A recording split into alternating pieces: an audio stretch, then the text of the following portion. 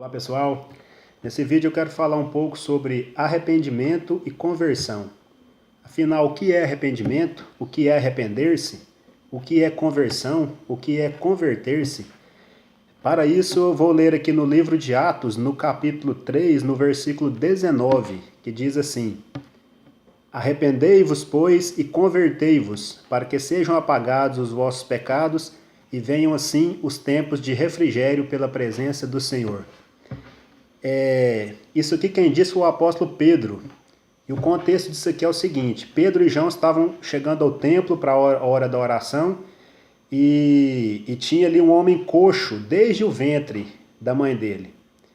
E ele era colocado ali para pedir esmolas, para pedir ajuda.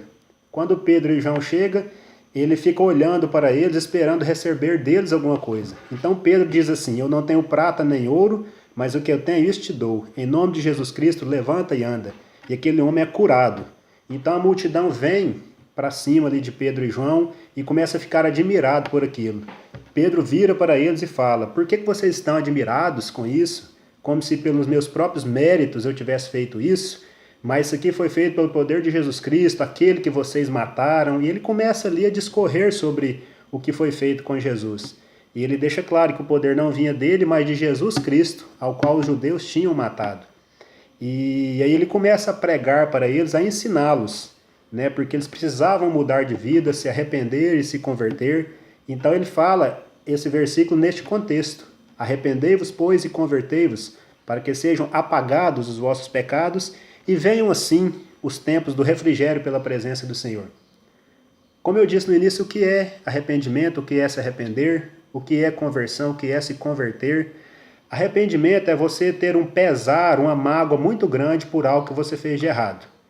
Ter realmente um pesar, um lamento no seu coração por algo que você fez de errado. E converter é você mudar o rumo. Você está seguindo em um rumo, você tem que converter.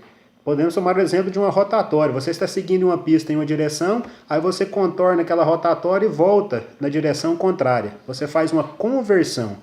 É interessante que aqui Pedro falou primeiro para eles se arrependerem e depois se converterem. O arrependimento, ele tem que gerar a conversão. Se você disser que se arrependeu, mas não se converter, não mudar o rumo pelo qual você está seguindo, então você não teve um arrependimento verdadeiro. O arrependimento verdadeiro, a mágoa, o lamento por algo que você fez ou está fazendo de errado, pelos pecados que você tem cometido, tem que gerar a conversão, essa mudança de rota e uma mudança de rumo. Mas tem que realmente levar você em uma direção contrária. Não basta você seguir uma pista e contornar a rotatória, dar a volta nela e voltar para a mesma pista que você estava seguindo seu rumo. Daí você não teve um arrependimento verdadeiro. Talvez você tenha tido apenas o remorso, que é uma tristeza momentânea e que não nos conduz a uma mudança verdadeira. Então, o arrependimento tem que trazer essa conversão para a nossa vida. Nós temos que nos converter. Eu não estou aqui falando de se converter a uma religião A ou B, como muitos dizem. Mas estou falando de conversão ao cristianismo verdadeiro, ao evangelho verdadeiro. Se converter ao cristianismo e ao evangelho. Todos se dizem cristãos, mas poucos se portam como cristãos. Então aqueles que realmente são cristãos se arrependem e se convertem ao evangelho, ao cristianismo. Não necessariamente a uma religião. Porque existem muitos religiosos, mas talvez poucos realmente arrependidos e convertidos. Jesus disse que se alguém cuida em ser religioso e não guarda a sua própria língua, a sua boca, a religião desse é vã, ela é nada.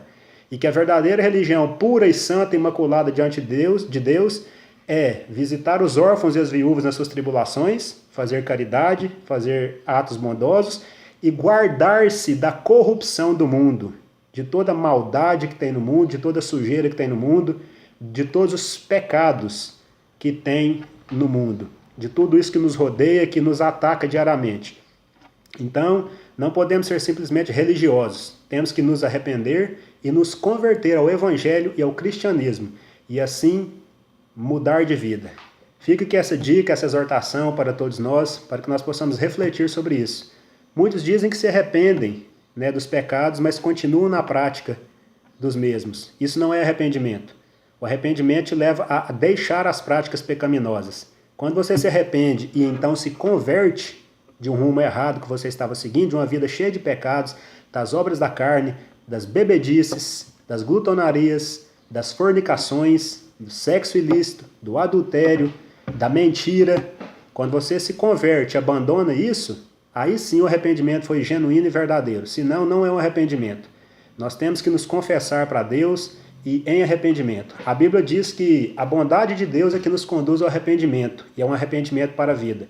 Então temos que orar e pedir a Deus que pela sua bondade nos conduza ao verdadeiro arrependimento, para que assim possamos mudar de vida. A Bíblia diz que aquele que confessa suas culpas e as deixa, alcança misericórdia.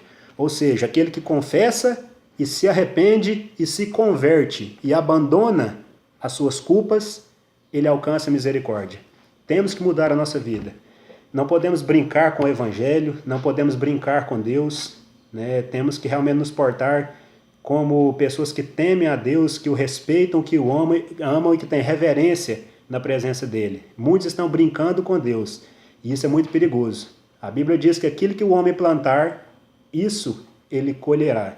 Cuidado com o que você está plantando, está semeando, porque isso você vai colher. Não brinque com Deus. E também não brinque com o pecado. Muitos estão brincando com o pecado, tratando como se fosse algo normal, e não é normal. Aquele que planta para a sua carne, da sua carne ele colherá a corrupção, colherá a destruição e a perdição. Mas aquele que planta no Espírito, do Espírito vai colher vida e vida eterna. Que possamos refletir sobre isso, mudar as nossas atitudes.